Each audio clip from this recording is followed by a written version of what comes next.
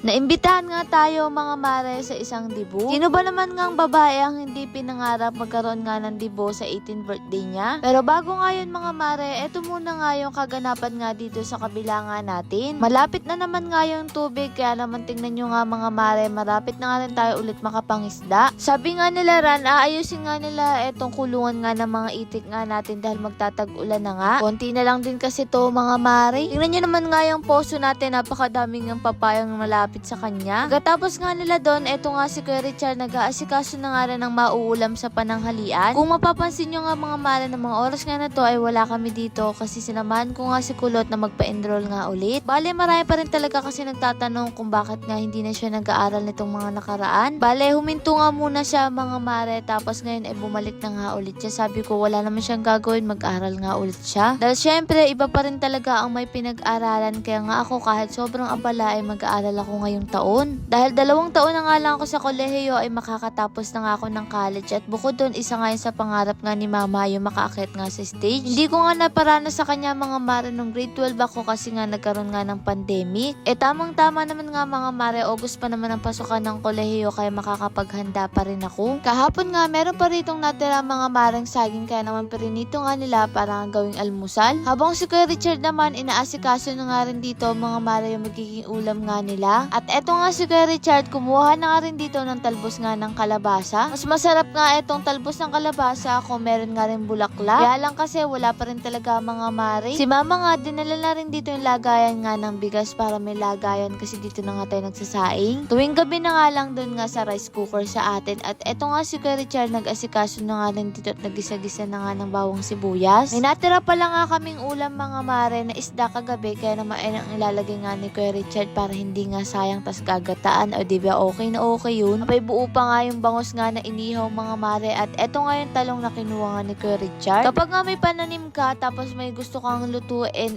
talaga namang wala ka na nga iintindihin. Tingnan nyo, may okra na tayo, talong, kamatis, sitaw, tapos ayun bibili ka na nga lang ng gata kasi wala naman tayong puno ng niyog. Kokomama na nga lang yung binili natin mga mare kasi masarap din nga itong panggata, malasang malasa. O diba mga mare, makakaraos na naman nga pananghalian natin na nakuha nga lang natin sa bakuran. Bale, nakauwi na nga pala kami ng mga oras nga na to, at etong si Ran kumukuha nga dito ng mga gulay-gulay para ibigay nga sa isang kapitbahay. Nung galing nga kami sa pagpapaendorol nga kay Kulot, bumili na nga rin kami ng ulam kasi akala namin wala pa nga ulam na luto dito pero meron pala. Habang abala nga sila dyan, eto naman nga si Ran umuwi nga para ipamigay nga ito. Yung katabi nga lang din natin ito mga mare, kaya mabilis lang naman din at babalik na nga itong si Ran. Si Kuya Mark na nga lang din ang nagluto nga ng mauulam nga natin ngayon na manok, dinagdag nga lang din. Sabi ko nga magpapahinga muna nga ako sa pagluluto ngayong araw. Tapos sabi ko bukas siguro hindi muna nga ako pupunta dito muna nga sa bahay para makapaglinis nga rin. Hanggang ngayon pa nga rin, meron pa rin talaga nagtatanong na hindi nakakaalam kung may mga sahod nga ba sila Kuya Richard, sila Eric, sila Kuya Mark, sila Naki. Sa madaling salita, sa lahat na nakikita nyo nga sa vlog, may sahod nga silang lahat. Marami kasi nagsasabi bakit nga daw napakarami nga natin dito. Dahil mga mara, sa hirap nga ng buhay sa probinsya at napakahirap din talaga humanap ngayon ng trabaho. Kaya mga mara, sa totoo lang kahit hirap na hirap na nga kami pagdating sa pagpapasahod ay talagang pinupush pa rin namin kasi alam namin mahihirapan nga din sila. Kaya mga mara, nagpapasalamat kami sa tuwing bibili nga kayo sa pinopromote namin. Malaking bagay nga yun sa amin mga mara, kaya maraming salamat sa suporta nyo. O siya, sana nasagot ko ngayon may mga nagtatanong dyan, at eto nga't kumain na nga tayo mga mare kasi maya lang ay aalis na nga rin kami. Team pala ng party ay blue nga dapat mga mare yung color, kaya eto nga yung suot ko, medyo maong nga siya. Natawa nga ako dyan kay Ran kasi ang pogi nga kako niya. At eto nga mga mare, sabi nga nila nag-matured na nga daw ako. Simula kasi nung nagkalaman-laman ako, tingnan nyo naman nga mga mare itsura ng katawan ko, pero sabi nyo nga ibagay naman sa akin kaya okay lang yan. Maraming salamat nga kala Ate Jenny sa pag-invite nga sa birthday nga ng kanyang anak. Bale, di po pala ngayong araw mga mare, kaya naman nakakatuwa at may nakakilala pa nga rin sa amin dito. Thank you po sa inyong lahat at shoutout na rin. Sabi ko nga kay Ran, kinakabahan nga ako syempre dahil marami nga rin tao, pero syempre ganun talaga, kailangan din namin masanay. Ito nga pala si Ate Jenny, nina nga rin pala siya ni Gail. Pagpasok nga namin, meron nga ulit nagpa-picture si ate. Maraming salamat po sa inyo. Ito nga ang table namin kaya naupo na nga rin kami mga mare. At eto nga nagulat pa nga kay Kuya Mark, nagbibideo pala at may nagpa-picture ulit. Kayo ba mga mare, naranasan nyo nga magkaroon ng ganitong party ng dibo nyo? Kasi alam ko, sino ba namang ang babaeng hindi ito pinangarap pinangarap kahit na may mga magulang natin pinangarap ito para sa atin. Pero syempre sa kakapusan nga ng budget hindi nga yun naparanas. Pero okay lang din naman mga mare. O siya, eto nga yung may birthday. Napakaganda nga niya. Nalaman ko nga magme-message nga mga mare sa harap ay kabang-kaba nga ako.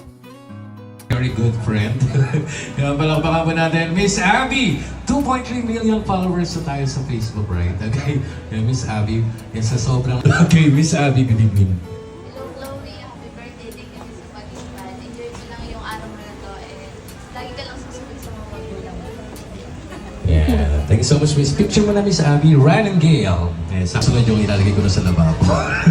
Thank you so much, Abby! Nakakatuwa nga din, nandito nga si Sir Joseph, siya pala ang host. Lord, maraming salamat sa lahat ng blessing. Siyempre sa inyong mga mare, paano pa yun? Bukas na lang ulit.